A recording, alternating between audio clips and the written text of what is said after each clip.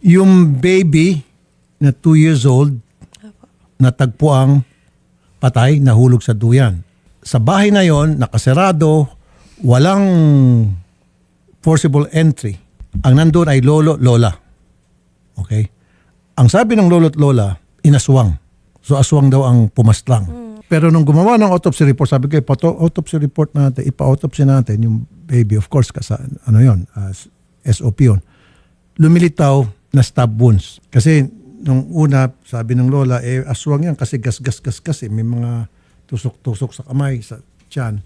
Sabi ko nga, hindi ako maniniwala. Una, hindi ako naniniwala sa aswang, of course, definitely. Ang tinanong ko agad sa mga researcher, tanungin niyo muna kay lola, saka dun sa lolo, sino-sino ba yung tao sa loob ng bahay? Sila lang dalawa at saka yung baby at that time na mangyari insidente. Meron bang nasira na bintana, nasira na pinto? Wala raw. So, walang forcible entry. So, suspect silang dalawa. Kung alisin natin yung aswang na version, kasi definitely, di ako nila sa aswang. Sabi ko, meron bang butas sa bubong? Wala. May sa bintana, sa ilalim ng papag, wala raw. So, sabi ko, most likely baka suspect yung lola at lola, pati yung father ng bata. Kasi yung lola at lola, na kung saan nandun yung bata sa father side. So yung father side, for the first time, nag-overtime siya. For so many years, nagtatrabaho siya, never pa siya nag-overtime. Pero nung time ng mga insidente, nasa overtime daw siya. Lola Leonida Ongos, kayo po ang lola sa father side nung bata, sabi niyo po nahulog sa duyan, tama? Hindi nahulog po. Ano pong nangyari?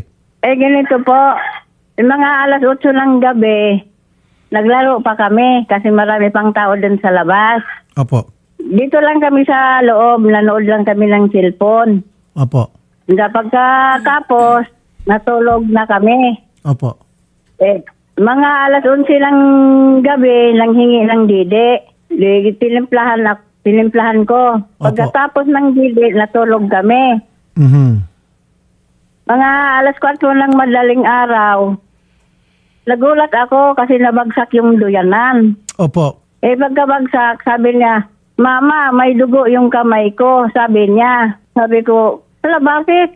Bibiningnan namin. Sabi ko, pailawin mo ng ilaw kasi pinatay namin ilaw. So, hindi po siya nahulog sa duyan? Hindi po siya nahulog sa duyan? Hindi po. Nakatabi kami natutulog. Okay, so nagsalita po yung 2 years old na sinabi, Mama, meron po akong sugat. Opo, may sugat, may dugo daw yung kamay niya. Meron din po sa tiyan kasi yun po yung findings ng medical legal. Meron pong sugat sa tiyan at nakita sa mga namin. kamay. Pero Lola, bakit niyo po nasabi na aswang ang may kagagawan ng mga sugat? Naisip ko lang parang aswang kay may sugat yung kamay niya. Bakat ng kuko. Bakas ng kuko. Opo. Okay. Kaya mayroong parang pangil. Parang pangil. So parang Opo. kinagat ng yung kamay at saka yung tiyan ng aswang na may pangil. Parang gano'n. Yung sa tiyan, parang parang tinusok siya. Maliit lang ang butas na lumabas yung bitoka. So sa pagkakaalam niyo po, tinusok yung tiyan, lumabas ang bituka, ang tumusok yung kuko ng aswang. Parang gano'n. Kasi parang tinuka-tuka yung bitoka ng manok. At tinutuka-tuka pa yung bituka. Opo, parang tinuka-tuka ng manok. So lumabas po yung bituka, tapos parang tinuka-tuka yung bituka. Na parang Opo. May maliliit na butas. maliit na butas. Opo. Okay. Tinanong ko na po ito dati, tatanungin ko ulit. So, sa mga oras na yon, kayo lang po ni Lolo ang nandun sa bahay, pati yung baby. Nakasarado po yung pinto, wala pong forcible entry, meaning wala pong forsang pumasok sa bahay ninyo at that time. Tama? Wala po. Kayo lang dalawa. So, paano po nakapasok yung aswang sa loob ng bahay? Kasi may butas kasi yung bandang kusina namin po eh. Gaano kalaki po yung butas? Hindi mo kasi natapos yung dito banda sa CR. May butas. Colonel, so, inibistigan nyo na po. I'm sure itong kaso na pinag-usapan namin ngayon at meron na po kayong resulta sa ginagawa niyong investigasyon kaya nag-file po kayo ng case. Now, sinasabi po nito ni si Lola, yung aswang daw po malamang pumasok doon sa isang butas sa may bandang kusina. Nakita niyo po yung butas? Magkasya ba yung aswang or tao doon sa butas na yon? Ganito po sir, no? Yung kasing sinasabi na butas nila, isa normal po yung sa isang bahay na hindi po natapos. Pero po yung sinasabi po nilang allegedly ay kagagawan po ng aswang, ito po ay ginawan po natin ng masusing investigasyon at napatunayan po nga natin sa mga autopsy at sa result ng or findings ng ating forensic unit na meron pong findings dito doon sa death certificate ng bata at sa medical abstract po na galing po sa ospital na ang sinasabi po dito is because of hypovolemic shock, acute kidney injury, secondary to severe dehydration at yung transverse colon injury po, Okay. secondary to penetrating thoracic trauma. Yun po yung findings ng ating mga doktor po. At ano na po yung cause noon, Colonel? Ang nakita po rito ay meron po siyang stab wounds. So, na-define Yes, ho sir. ba yung stab wounds na yon coming from a knife, from a kutsara, tinidor, kitchen knife? Meron po bang dinescribe doon yung medical legal?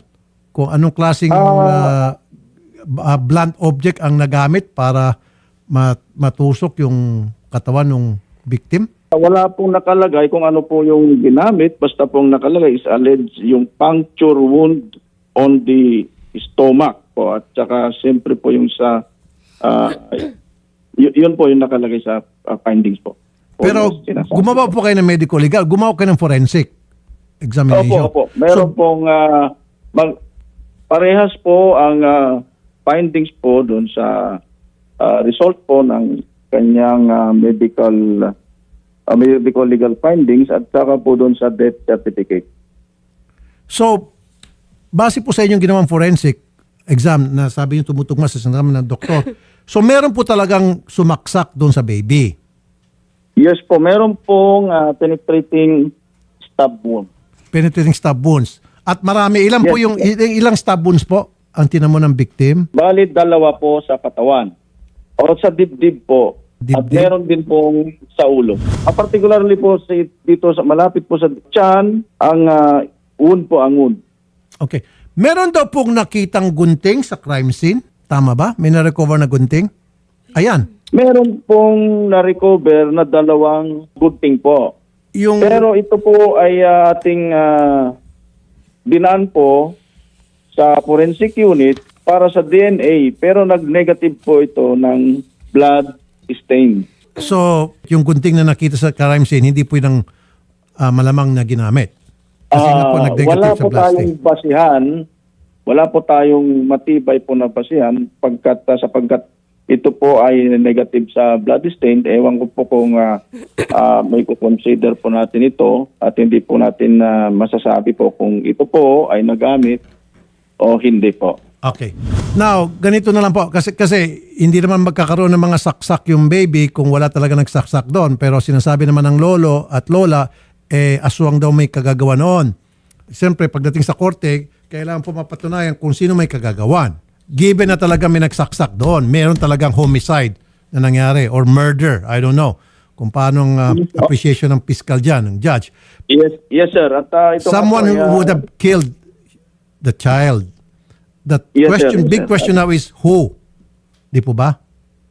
Yes sir, pero ang pinakamalapit po na ebidensya po ay kung sino po ang nag-aalaga during that time doon sa bata. And yan yung lolo at lola.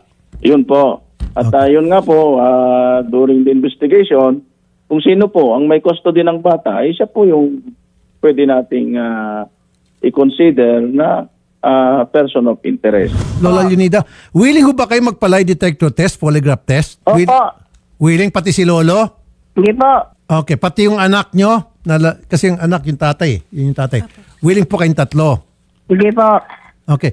I know, Colonel, hindi to tatanggapin sa korte, no? Pero para malaman yung gagawin yung direksyon sa inyong investigasyon sa mga susunod na mga araw, linggo, buwan, hanggang sa gumulang kaso sa korte. Willing na po magpa-lie detector test itong 3. Yung lolo, lola na nandun at that time, pati yung anak na lalaki na sabi at that time siya rin nag-overtime. Pwede ba, Colonel? Yes, sir. Yes, sir. At pwede naman po nating consider yung proseso na yon, sir. At dapat po, yung tatlo po ay voluntaryo pong Voluntary na po, sir. Tinanong ko, voluntaryo. So, sige po, sir. At kami po, bilang part ng investigation, ay gagawin po namin sige. yung gusto. Puntahan Yung niyo po ating sila. po na Total, proseso. sila naman po, nag-oo na si Lola in behalf of Lolo and kanilang anak. Okay? Yes, sir. Yes, sir. Opo. Sige. Asahan po namin, sa mga susunod na araw, lalabas na po yung polygraph test result, Colonel, sir. Yes, sir. Yes, sir. Salamat po, sir. Magandang hapon po, Colonel Baybayan, sir. Thank you po.